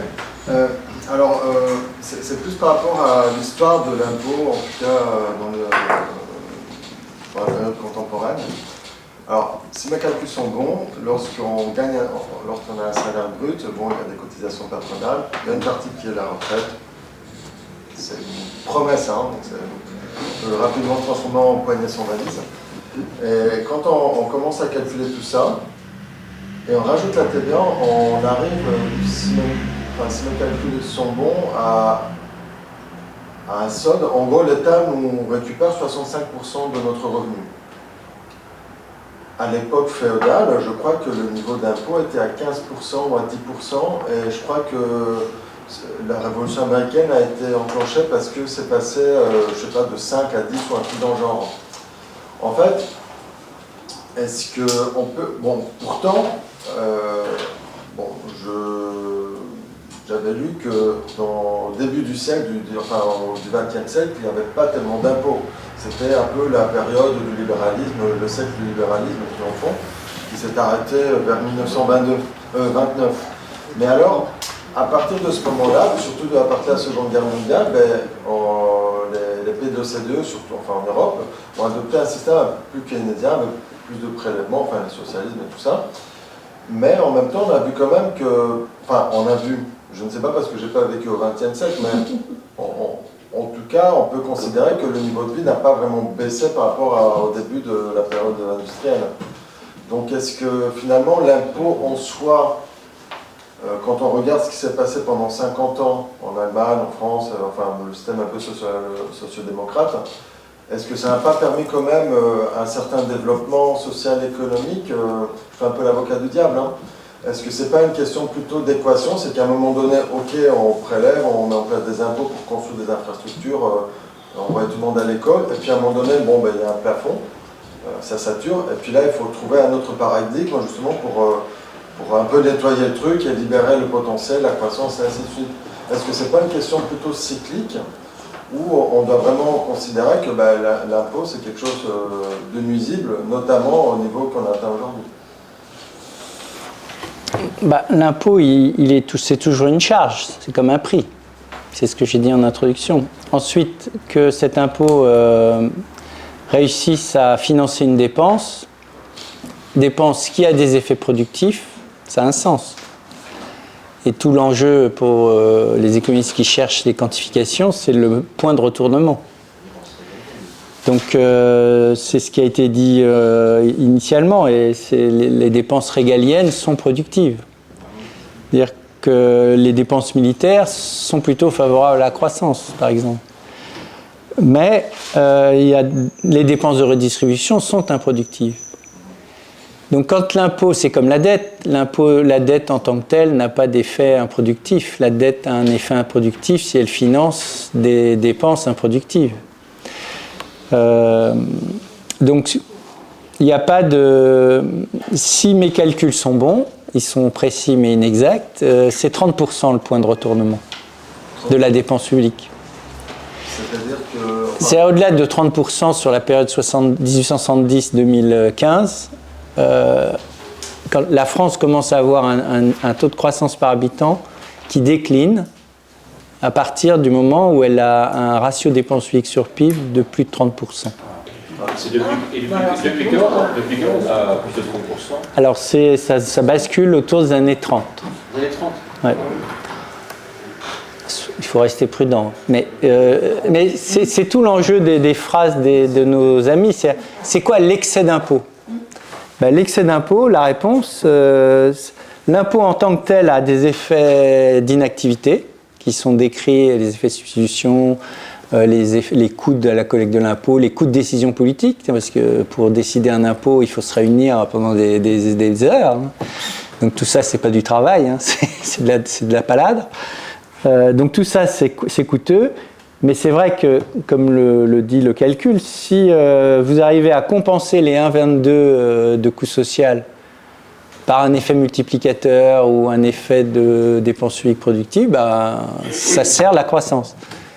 Mais si vous cumulez les deux effets, c'est-à-dire des taux très élevés de taxes qui ont des effets distorsifs très élevés et des effets d'inactivité de la dépense parce que vous avez des dépenses de redistribution très fortes ou des dépenses inutiles ou des gaspillages liés à la production publique. Donc plus vous faites produire par le public de services, plus c'est coûteux parce que vous avez le phénomène du monopole, les inefficiences X, tout ce qui a été décrit par la théorie. Et c'est là que ça bascule. Voilà. Oui, bon, comme j'ai été interpellé tout à l'heure... En tant que philosophe. Mais il ne te sens pas obligé. Là, ce qu'il vient de dire, Corrélation n'est pas causalité, évidemment. Donc, qu'il y ait un taux à un moment et qu'il y ait un retournement n'indique pas que l'un soit la conséquence de l'autre. On indique que ça arrive à ce moment-là et qu'il doit bien y avoir des raisons pour lesquelles ça arrive, mais c'est pas forcément... Voilà. Ensuite, effectivement, la question vient du fait que la perspective historique, c'est pas ton propos. L'ouvrage n'a pas d'aspect véritablement historique, aussi. Et simplement, de ce fait, il y a une dépendance au chemin qui a été suivi jusqu'ici. Et le chemin ne remonte pas seulement au XIXe siècle. Le chemin, il remonte, comme ça a été dit pour la présentation précédente, à tout un aspect civilisationnel, culturel, qui appartient, suivant les nations, à différentes manières de faire et à différentes... Donc, du coup, il y a un autre aspect de méthodologie qui échappe, mais c'est normal, parce que l'ouvrage est concentré sur l'impôt. Il ne prend pas en compte que l'impôt est également une alternative par rapport à d'autres types de politiques publiques possibles. Si on prend aujourd'hui la pression telle, je prends un truc contemporain, puis après je vais venir aux 2 points que je veux vraiment dire, mais là c'est pour... regardez, si on prend la pression qui est telle sur tous les aspects écologiques, etc., que Génération Libre a fait un rapport sur la taxe carbone comme solution. Solution pourquoi? Pas parce que l'impôt serait bon, mais parce qu'il serait le moyen d'éviter, vu les raisons qu'elles soient bonnes, outre l'urgence, l'ampleur et tout ce qui est rabâché à longueur de temps, d'éviter des politiques qui seraient elles, directement coercitives et donc qui participent directement. Autant donner encore quelque chose comme un signal prix d'une manière ou d'une autre. Parce que quand il y a un signal prix, au moins les individus continueront à avoir la liberté de choisir ce qu'ils veulent faire. Alors que si on leur dit, bah, si vous prenez l'avion, on met des policiers à l'entrée de l'avion, et c'est pas le même type de régime, le même type de vie qu'on a. Donc, voilà. Donc ça, c'est quelques petits points. C'est cette référence à la bonne vie, très philosophique, entraîne à dire en fait que le grand intérêt, il me semble, de ta présentation, ça doit être celui du bouquin, donc j'attends que tu me l'offres aussi au passage, dédicacé. Le grand intérêt, ce sera un plaisir.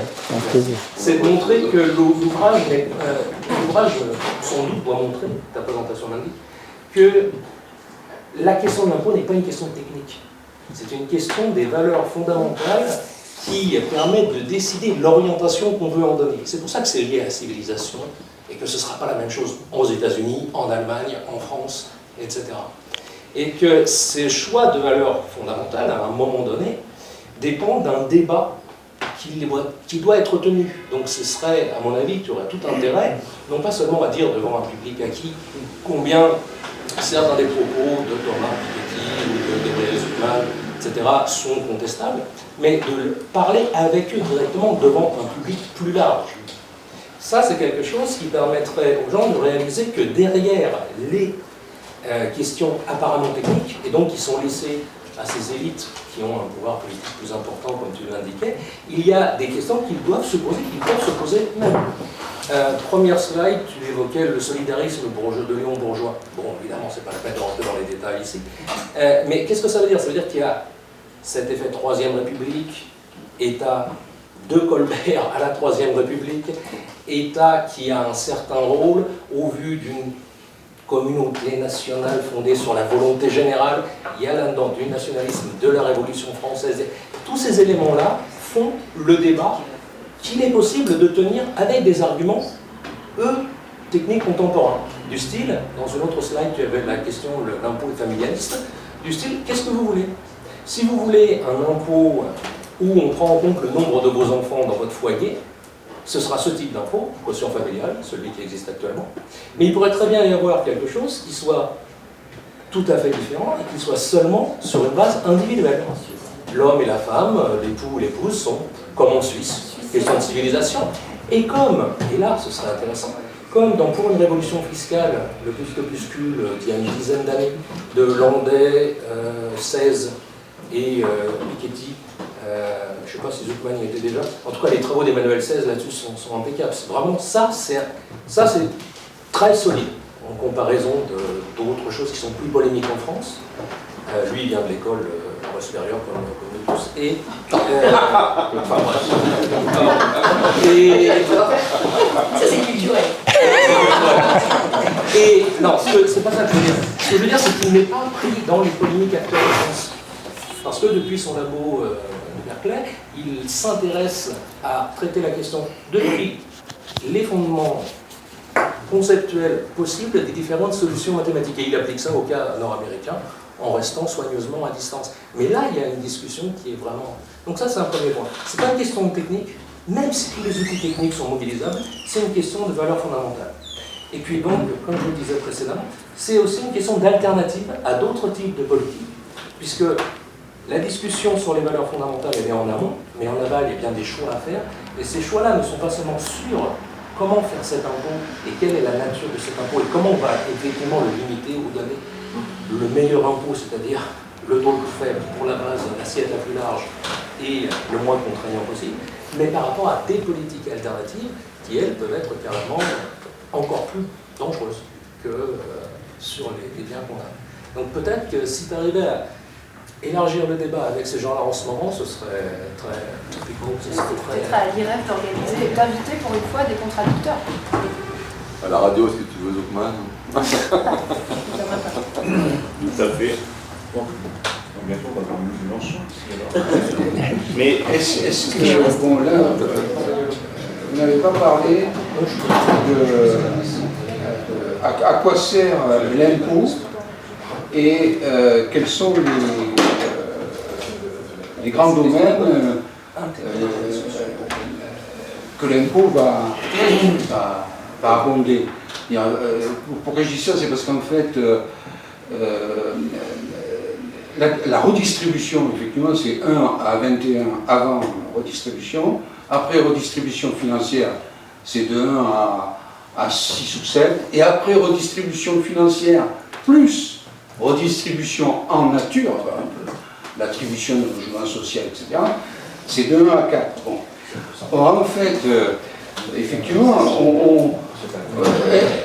on peut se demander, est-ce que cette redistribution n'appauvrit pas tout le monde?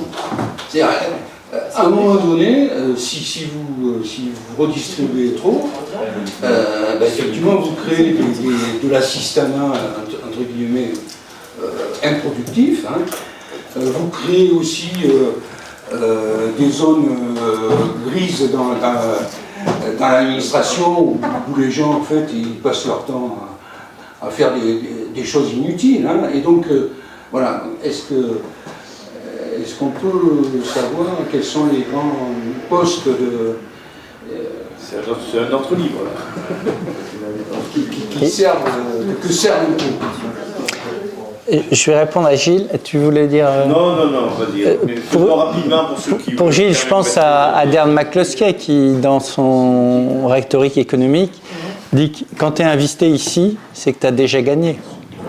C'est-à-dire quand tu parles, quand on te donne la parole, c'est que tu es déjà inséré dans le débat public. Et Zuckman n'a pas du tout intérêt à nous intégrer dans le débat public. Non, mais c'est donc, pas intégré. Oui, mais... C'est à toi d'être crédible au point d'être invité. Non, ce que je veux dire, c'est que si un jour je suis invité avec, par exemple, mercredi à Bercy, il y avait un débat sur quelle fiscalité pour demain, qui était invité? Gabriel Zuckman. Donc quand je serai invité à Bercy, là, il y aura, comme dit McCloskey, il y aura un signal comme quoi penser autrement que... Il n'y a pas non plus de contradicteurs. C'est-à-dire que quand il y a des débats, des après-midi, IREF, etc., on invite des gens, on invite des libéraux convaincus, et on est tous ici convaincus de ce qu'ils vont nous dire, et il n'y a pas de débat, c'est des conférences. Je suis passionnée par ce que tu dis, et tout le monde est ici, je crois, mais le problème, c'est quand même qu'à un moment, pour démontrer qu'ils ont tort, il faut leur donner l'occasion de dire des bêtises. Ils n'en ont jamais l'occasion.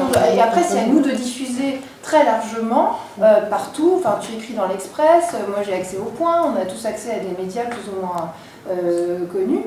Toi, tu as une émission de radio, pardon, mais on a quand même des accès, mais on n'est pas ostracisé, on ne peut pas dire ça. Quand tu écris ton article dans l'Express, il est publié.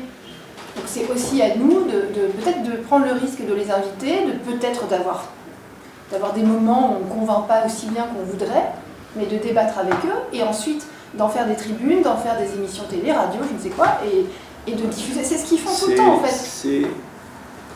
C'est la chose qu'on fait traditionnellement à l'université. Par exemple, quand on va à des colloques, des conférences, on est beaucoup plus secoué qu'on peut l'être évidemment dans...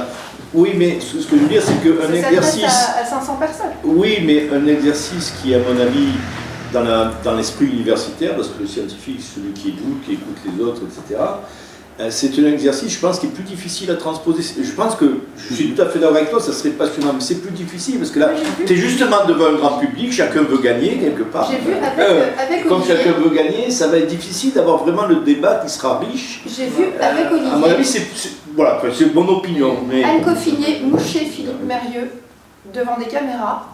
C'était à l'école des mines, je crois, je ne sais plus.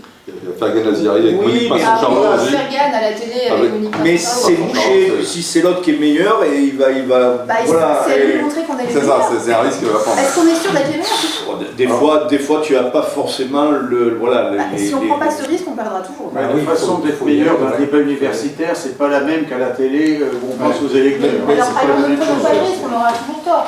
Mais ce qui est vrai aussi, c'est qu'ils ont une énorme part du débat public, et donc c'est bien de temps en temps aussi de pouvoir parler sans se faire interrompre par des communistes. Encore, je ne suis pas contre, je dis simplement que c'est un exercice difficile. Et on peut peut-être essayer aussi de donner un écho en public dans nos médias sur des événements universitaires. Gilles. Il me semble qu'une des clés qui fait la différence entre le débat universitaire et le débat télévisé notamment, etc., c'est effectivement l'enjeu de gagner le public et que du coup, il y a deux positions et les gens qui sont entrés dans la salle ressortent comme ils sont entrés. Donc en fait, ça se joue au poids et le poids, c'est moins, alors à l'université, c'est le poids des arguments parce qu'on a des critères scientifiques qu'on partage malgré tout. On sait aussi faire les équations, les résoudre d'une manière ou d'une autre et si l'équation n'est pas bonne, on sait le regarder. Donc on a ça qui permet de juger le poids des arguments. Lorsqu'il s'agit de communication, le poids des arguments, c'est les aspects extérieurs, comme le disait Pascal, pour lever du puncher en chair. Et donc, une manière de résoudre ça sans entrer dans cette compétition de l'aspect, etc., sans être universitaire, parce que ça demande d'avoir déjà les critères scientifiques connus et d'avoir un certain nombre de références, comme tout à l'heure Bourgeois, tu n'en as pas parlé, mais moi j'en ai parlé, etc. Ça demande en fait d'avoir au moins un minimum de points communs que l'on vise de bonne foi tous les deux. Et ça, c'est pas impossible à obtenir de la part de gens ayant des opinions opposées, parce que s'ils s'occupent du même sujet alors qu'ils ont des opinions différentes, c'est bien parce que le sujet en tant que tel les intéresse. Donc, si en visant tous les deux cet autre point-là, on arrive à les faire se confronter de bonne foi, qu'il n'y a pas l'enjeu immédiatement de gagner un public par l'apparence et le gain immédiat de la chose, et que ça laisse en suspens des questions. Et là, une des manières de voir qu'un tel débat fonctionne, c'est que les gens ressortent non pas identiques à ce qu'ils étaient, mais qu'ils l'avouent ou non, en se posant la question si sur tel ou tel point, quand même, l'autre partie, ça vaut dans les deux sens, n'a pas quelque chose que soit on devrait intégrer à son argumentaire pour l'améliorer et être plus convaincant. Donc c'est réalisable, ça demande d'établir un certain nombre de conditions qui sont ni celles de l'université pure, parce qu'elles ne sont pas atteignables directement aussi, mais avec les années d'études qui vont avec, ou bien pas non plus celles du direct, qui eux, et ça c'est le métier des journalistes, immédiatement trouver. Un intermédiaire est possible, il me semble. On a des médias. Nous avons des médias. Nous avons Contrepoint, tu as une émission, tu passes dans l'Express, tu peux écrire dans le Point, on a accès au Figaro. Nous en avons des médias. C'est pas vrai qu'on est... on peut aller sur certaines chaînes de télévision. Fergan avait une émission sur LCI. Il est régulièrement invité à la télévision. Sarah Knafo, qui n'est pas au fond une véritable libérale, elle fait un tabac en disant des choses aujourd'hui qui sont plutôt libérales dans sa campagne parisienne. Personne ne la jette quand elle dit quelque chose de libéral, personne ne lui dit partez madame. En fait, c'est aussi une manière de faire. Fergan le fait avec un grand sourire, avec beaucoup d'humour. Voilà, il a son petit nœud papillon. Sarah arrive avec sa robe jaune. Il faut quand même jouer aussi sur des choses. Je suis d'accord qu'il faut jouer sur le fond, enfin il faut parler du fond, mais il ne faut quand même pas se présenter systématiquement comme des vieux schnocks libéraux qu'on n'écoute jamais, on est des pauvres gens, C'est pas vrai, c'est nous pas du tout dit ça. Hein. Non, mais... J'ai simplement dit que c'est difficile pour un think tank d'organiser des débats contradictoires, c'est un peu plus difficile qu'à l'université, c'est tout ce que j'ai dit. Ah ben je crois pas, moi je crois qu'on invite... Mais bon, après je peux me tromper. Qui a-t-on invité ici, ou dans les blocs de l'IREF, qui a-t-on invité qui a une position dissidente par rapport à la nôtre? Qui?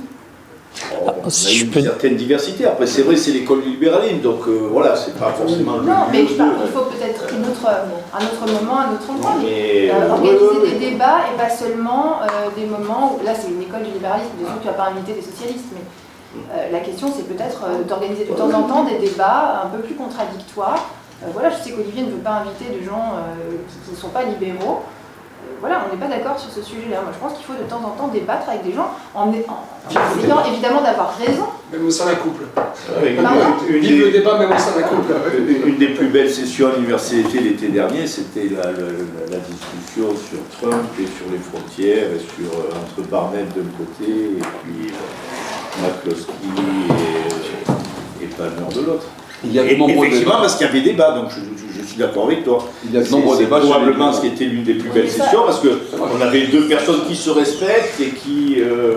Et à la fin, ça s'est terminé, pour la petite histoire, par Barnett qui a dit finalement, je ne vais pas mettre ce chapitre dans mon ouvrage. Ah, ça, c'est un signe. Ça, c'était fort. J'étais très fier et très heureux. Que Rasmussen a envoyé ses commentaires à l'autre, que l'autre a réfléchi et dit finalement, ce chapitre n'est pas mieux, vous avez raison, les gars, je vais le retirer. Non, mais je suis d'accord avec toi, je dis seulement que c'est difficile, c'est tout ce que je disais. Et tu vois, dans le cas de l'université d'été, tu arrives à le faire, encore voilà, c'est un désaccord entre amis, mais un désaccord fort quand même, parce que il s'agissait de savoir. Je crois que, comme le dit Mathieu Bocoté, il y a un moment libéral. En Occident, actuellement, il y a des pays dans lesquels il y a des libéraux qui sont élus, plus ou moins, enfin quand même plutôt libéraux. Il y a un moment libéral et on ne s'en saisit pas vraiment en France. C'est même le contraire en France. C'est même le contraire. Quand on voit les enquêtes auprès de la population, ils soutiennent l'obligation d'attendre de retraite, ils soutiennent les impôts humains, le français, et c'est presque logique, puisque les Français sont majoritairement fonctionnaires ou assistés. Ils cautionnent ces politiques. Oui, mais donc tant qu'il n'y aura pas de changement, ça ira de pire en pire. En Argentine, il y a des régions où il y avait 70% de fonctionnaires, et ces régions-là, on veut c'est ce qu'on dit. Pour que ça aille mieux, ça ira d'abord beaucoup plus mal. Quand on sera au bord du gouffre, que le FMI et la Troïka arriveront, là il y aura des réformes peut-être. Mais entre-temps, ça ne peut que se dégrader. Il y a plus de 70 ans de bordel avant de ça. Il y a le livre de François qui a fait un tabac, et ça va influencer la. Voilà. C'est sûr. Je rappelle les stats. Combien de fonctionnaires et d'assistés en France? Ah bah je sais pas. Oui, mais c'est eux qui veulent. C'est genre qui sont pas T'as 5 700 000 fonctionnaires qui marchent les familles. Ça fait beaucoup de monde, 122 000 fonctionnaires de plus de la France. Non, pour vous répondre, j'ai commencé par la dépense, mais ça c'est un vrai manuel, c'est un petit peu, ça a la forme d'un essai, parce qu'on m'a dit les étudiants n'achètent plus les manuels. Donc, bon, c'est gros, hein, mais j'ai écrit un livre sur les dépenses publiques en France. Donc là, il y aura toutes les réponses à vos questions. Quelles sont les grandes proportions entre les dépenses? Parce qu'il me semble que sous-jacent à votre question, il y a cette idée que, quelles que soient les explications qu'on ait eues, après tout, j'y perds, mais je serais prêt à payer. Seulement, je serais prêt à payer à condition de savoir que vraiment l'argent n'est pas perdu, il n'est pas utilisé pour rien. Il y a ça, mais ça, c'est un trait français. C'est cette phrase-là, je ne l'aura absolument pas de la part d'un Américain commencera à dire je paye pas si je sais pas. Oui, c'est ça. Moi, j'ai pas. Et dès qu'on lui dit, du coup, vous payez par exemple pour la défense des pays européens, et ça ne revient en rien, puisque moi j'habite aux États-Unis, donc je rencontre beaucoup de défense, et il fait pression sur ses politiques. Donc en fait, encore une fois, la réflexion civilisationnelle, le réflexe intégré par des centaines d'années de culture, etc., joue énormément. Ce qui fait